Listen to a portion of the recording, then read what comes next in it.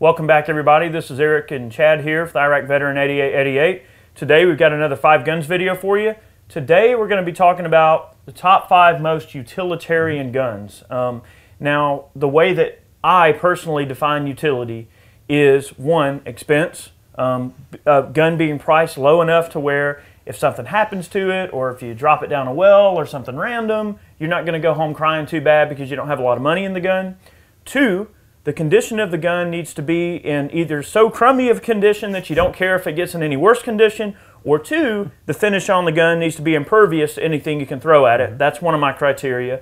And then also another criteria I think is important to consider in a utilitarian gun is what your intended use is for and how well it fits that particular use. So obviously if you're hunting, a nice simple rifle, or if you're going to shotgun stuff, a nice simple shotgun. Simplicity, I think, is important to utility. There's just certain guns that you happen to pick up and you go, wow, that's handy, or hey, this fits a wide variety of different roles and I only have to buy one gun. So I think utility lends itself to a wide range of uses with all of the before mentioned things kind of being taken into account. I think so. I mean, with utility comes usefulness. So, I mean, a gun that's going to be used for a specific purpose or a wide range of purposes that you can get out of one gun. Really, speaking of, the most utilitarian gun probably on the table would be a 12-gauge shotgun. I mean, big scheme of things. I'm going to go a little bit out of order right now, but it's okay. I mean, just a good single shot shotgun, like this little Savage here. We've put this gun through hell. Yeah, this particular gun is actually one of the shotguns that we use to test. Like, okay, have you ever loaded some? If you're a hand loader, have you ever loaded up a random round of ammo and go, I don't know if I want to test this out through one of my good guns? So like, everybody has a random single shot shotgun laying around for those what if moments. I can't tell you how many times somebody tried twisting a cut shell for the first time. They're like, oh, well, I'm not about to shoot this through my satori or anything, but give me that little single shot, partner or whatever the heck it is, and then we're going to try it through that. So single shot shotguns have a ton of utility. I mean, and also the cost. You can generally pick up a little single shot shotgun in a pawn shop for about $100, and that's a great little shotgun just to have in the truck for pest control, snakes, or if you want to put a slug in it, shoot a deer. It's just a great little utility gun. Yeah, this one will accept 3-inch shells, but I've got an H&R at the house that I paid like $130 for. That's got a camo stock on there and everything, a long barrel, and it's set up for 3.5 magnums. I mean, so that's really a really cheap like turkey gun, or just any kind of hunting gun. You can do just about anything you want to with that. You can shoot shot out of it, you can shoot slugs out of it. I mean, It just has a simple bead on the front. You can kill just about anything you need to survive or eat or whatever, just go hunting with a $130 gun. So really where the utility comes out of a gun like this is not only the simplicity but the cost. It's a great gun that, no gun is disposable, but for $100, if it gets stolen out of your truck, or if it gets, I don't know, left in a deer blind and rusts up because you forgot it or something, you're not going to go home crying and go, oh man, my damn nice gun. So this is something that kind of fits that niche. Some people are like that. They buy a nice gun that they want to take hunting or whatever, and they do every now and again, but then they buy one that's just real cheap that they can just beat up on or whatever and not really worry about. Or some people buy a really nice hunting rifle and don't realize, oh man, it's going to get dings on it, it's going to get rust on it, and then they just can't stand to take their fancy new timber out, But kind of going back here, we've got a little 22 pump action here from Henry. I love pump action 22s, lever action 22s. They're just so much fun. And Henry actually has a neat model of this gun out now. This one actually has a 20-inch octagonal barrel, full-length magazine tube and everything. Just standard buckhorn sights. Nice finish, nice wood, and these are fairly reasonably priced, right around the $400 mark. Similar to like the Browning BLRs, the little BLR 22s or BL 22s. Henry actually has one of these out now that's got a short magazine tube with the full-length barrel that's threaded for a suppressor. You want to talk about ultimate utility? I mean, there you go. Quiet shots. You can go out and kill squirrels. You can do pest control, shoot crows, whatever you need to do to get rid of little pest critters and stuff like that on your property, and do it easily. I mean, these are nice guns. The nice thing about this gun, and one thing I was looking at for utility, is I think that a 22 that's truly utilitarian should be able to take shorts, longs, or long rifles. So this gun will feed anything you can put in the magazine, which is really, really cool because it gives you the flexibility. Let's say that all you have is a box of shorts. Well, if you have a Ruger 1022, now don't get me wrong, I love Ruger 1022s and I have several of them, but Ruger 10/22s have to have a specific ammo to be able to operate. Well, that's why they didn't make the cut in this video, is because of the ammo compatibility. I mean, like, probably one of my favorite guns that I have at home is a pump action 22, is actually an old Sears and Roebuck. It's like a gallery gun clone that belonged to my grandfather. That thing's got rusty patina all over it. The wood's like dark as it can be and oil soaked. But I mean, it runs everything you put through it. It's a handy gun. You can take out and go squirrel hunting if you want. It's no big deal. I can't tell you how many crows he killed in the cornfield with that particular gun. It's just nuts. Oh, I know. I mean, it's just crazy. All right, so this rifle here made the cut because I want to tell just a little basic story. This little Ruger M77 Mark II all-weather right here, I've had this gun since the day I turned 18. And I remember going into the shop and looking at different guns, and I wanted an AR, okay? And back then it was a little bit different. Buying ARs, it just wasn't as many options out there as there is now. So and they were a little pricier too. And they were a little pricey, you know. And at the time, I couldn't really afford an AR, but I wanted a gun that could fire .223 because I just loved the cartridge, and I'd been exposed to it, and I really liked it. And so I opted for this particular rifle. So I think utilitarian-wise, a bolt-action rifle is a great thing to have laying around. Even if it's like this is in .223, but whether you go with like a little .308 or .243, .270, whatever caliber you choose, it can be utilitarian for you. And speaking of utility, I think that when you're looking at a hunting situation, you think about, all right, if you're a hunter, think about the last 10 years or the last 15 years, and then think about all the animals that you've killed. And then think about what you use to kill those particular animals. I've probably shot more deer and more little critters and all different kind of things. I mean, every single deer that I've shot with this gun is either a neck shot or a head shot. It's so accurate, and it's just a great little rifle that just has been a really good companion. And I've become a really big fan of the M77 Mark II all-weather rifle. I'm a believer in this gun with the boat paddle stock. This one shoots good, and I haven't changed a thing on it since the day I've had it. And the important thing to consider about utility, again, weatherproof. You know, this is a stainless gun.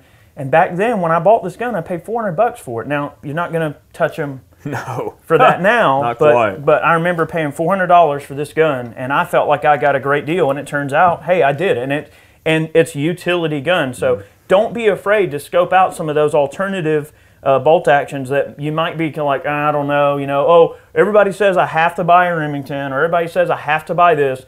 Don't fit into that stigma. If you want to go buy a Ruger American or a Savage Axis, any of those, like, you know, $300 or $400 bolt actions are perfectly utilitarian and will serve you just fine. They will, and the stainless steel action barrel and all the components really make a big difference, especially on a utilitarian gun, because they won't corrode.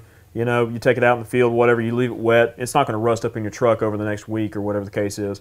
Well, these stainless guns are also, Ruger made these in a bunch of different calibers. They also made a little 22 bolt action that takes Ruger 10/22 magazine. 77 so 22s. for some of you, that might be an option, although don't expect them to be cheap now. They've definitely gone up in price. They haven't gone down at all, but you were talking about the calibers. You know, I think one of the most utilitarian calibers out there would be something like 270. It's a long action caliber, but there's a wide range of bullet weights that are available for it. You can take that one rifle, like an M77 and 270, and you could run lightweight pills for varmints, small critters, stuff like that, but you can get all the way up into like real heavy pills for longer range shots at bigger game. So, you know, 223, maybe not really the case on like the bigger game, might not be the best choice, but something in a utilitarian caliber too. You know, that might be another video concept. I agree, and I think that, you know, without going too far out on a limb here, I believe another gun that could have occupied this spot could just as easily have been like a 30-30 lever action. We were discussing that earlier.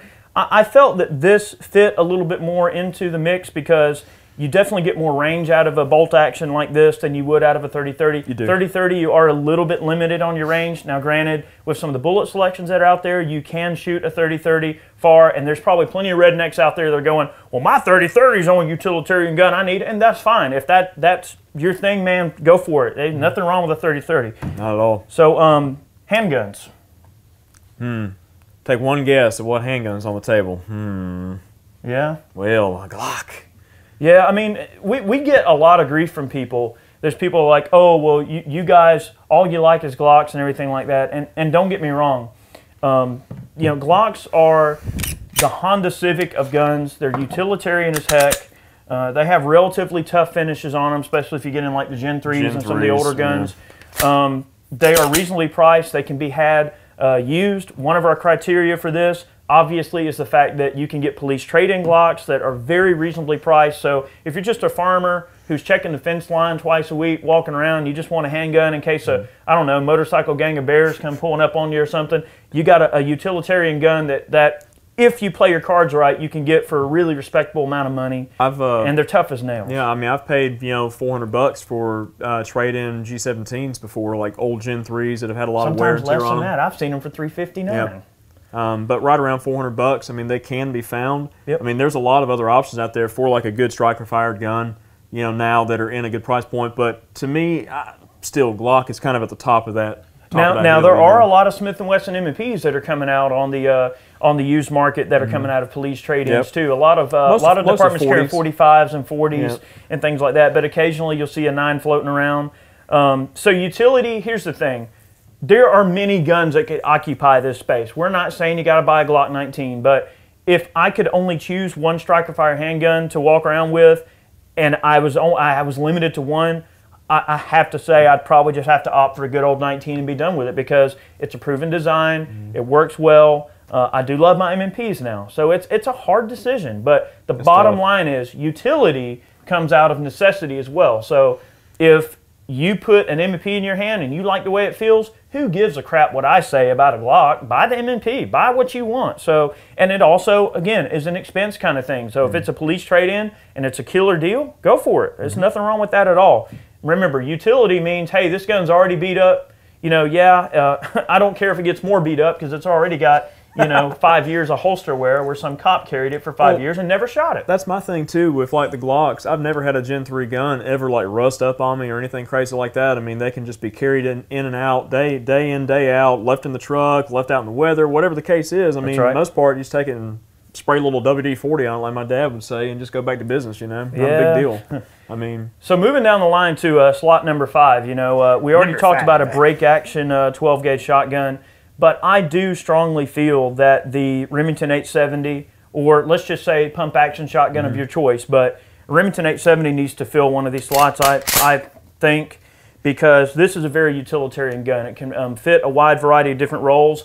Obviously, where the utility lies for me in this particular gun, this is one of my house shotguns. So if I'm going to investigate a bump in the night, I got my Surefire 4-end.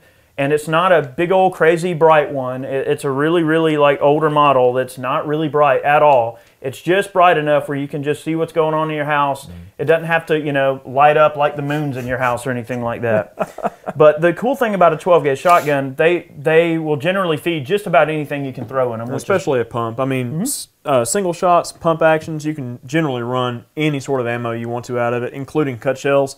I mean, that's a wholly utilitarian round right there if you want to talk about utility. I agree. 12 gauge in general is just a very utilitarian type of, and we're using that word like a million times. Utilitarian. Take a shot every time you hear me say utilitarian. New drinking game. Come on. It's a handy caliber to have because there's so much different options with 12 gauge. You got birdshot and slugs and buckshot, things that we've covered in many other videos, and also something about this particular gun. I bought this shotgun at a pawn shop, all rusted to heck and back. It had a just healthy coat of rust all over it. I took it and degreased it, sanded it a little bit, sprayed it with some Duracoat, and now, guess what? The gun was a rust bucket. Now it's impervious because I Duracoated it and everything's good to go. And it's a great little house gun to just sit in the corner, and I don't have a ton of money in it. I scored it for a ridiculous good amount of money. So sometimes, guys, don't be scared to look for those deals. They're out there. Yep. You just got to put a little bit of work into it to make it your own, you know, but... Well, I think the wild card, you guys see it on the table. You know we're going to say it. Yep. I mean, a Mosin. All right. I mean. Yep, Mosin. So the thing is, all right, so based on our criteria that we chose for the utilitarian gun video, the Mosin fits those criteria. It's inexpensive. It's still decent quality. And, of course, you know the gun you're buying because you're picking out the gun. So if you want a beater, buy a beater. Who gives a crap? It's a powerful rifle that fires a very powerful cartridge that you can get relatively inexpensive. It'll kill deer. It'll kill anything on this continent for sure with no problems with proper shot placement. And it's one of those things that if you're just wanting an inexpensive bolt-action rifle, it's a great little bolt action. But there are other guns that could obviously occupy this space. It doesn't have to be a Mosin. You could go, let's say you're bumming around at a pawn shop and you come across a, I don't know, a sporterized 03 or a how about whatever. One that I see all the time, if you want to talk about a sporterized like military surplus firearm, is a British 303, a British Enfield. I mean, I see those sporterized all the time. You know, the #1 Mark IIIs. Yeah. I mean, they're good guns. I mean, my grandfather, I can't tell you how many deer he killed with a Sporter, 303. And I used to hunt with that thing when I was younger too. I mean, my dad would carry a Remington 742 and 30-06, and I'd have a iron-sighted 303 sitting there in a tree stand, going. That's right. And you can, in Georgia, pretty much anything within about 100 yards, I mean, iron sights are good enough. Military rifles tend to lend themselves well for a wide variety of different applications. I mean, for one, the inexpensive part is definitely nice. I mean, if you can go in a pawn shop or something, you can score you a reasonably priced sporter. I mean, I know there's a lot of us out there, like I'm a collector and I love military rifles so much, and I hate to see a sporterized rifle, but I will buy a sporter if it's something where I see some potential in the gun itself, and I go, hey, yeah, maybe I could drop a little scope on this, and it's just a great little utility rifle. The first M39 that you ever bought was it was a sporterized M39, and you went online and found the stock, replacement stock and everything for it, and that's one that we actually did in that old True Oil video, the gun stock refinishing video. That's right. I mean, and that gun turned out nice. Well, there's a few different people out there. Some people will buy a gun and go, oh, this is a blah, blah, blah. Holy crap, I have to restore it. And that's fine. Like, they're saving it, they say, or whatever. And that's fine. You can do that too. But then some of us go, hey, this is obviously a good value. I mean, where are you going to buy a gun for 150 bucks that fires basically a 30-06 level cartridge that with plenty of power that can kill anything on the continent you're standing on? I mean, you're not going to buy any gun for 150 bucks that fits those criteria. So the point is, for the wild card, don't overlook military surplus as being a viable option for a utilitarian gun that you can throw in the truck and you're good to go. Yep, for sure. And I think that pretty much covers it, guys. I mean, the guns on the table pretty much just represent different categories of utilitarian type firearms, and there it is. If you want something simple and robust and something that'll do the job that's intended, then lever action or pump action 22s, single shot or pump action 12 gauges, a good bolt action centerfire rifle, a good polymer frame striker fired gun. Even if you don't go with a Glock, you could still go with, like, if you're not the kind of person who's wanting to carry for self-defense, this spot could be occupied by like a little 22 rifle or something like that, or even just a little 22 target pistol or something along those lines. So, and good military surplus is definitely not something to overlook, even if it is sporterized. If it's what you want for a hunting application, instead of saying going with like a 35 Remington lever action or a 30-30 or something like that, like an old Marlin. I mean, a good surplus rifle will do the job. That's right. I mean, well, guys, hopefully you enjoyed this video. We really enjoy making these types of videos because it kind of gets us thinking a little bit about different things, and we do have more of these videos on the way. Some really interesting ones I think you're going to like. So, thank you very much for watching. Thank you for the support. We'll catch you next time. Take care, guys.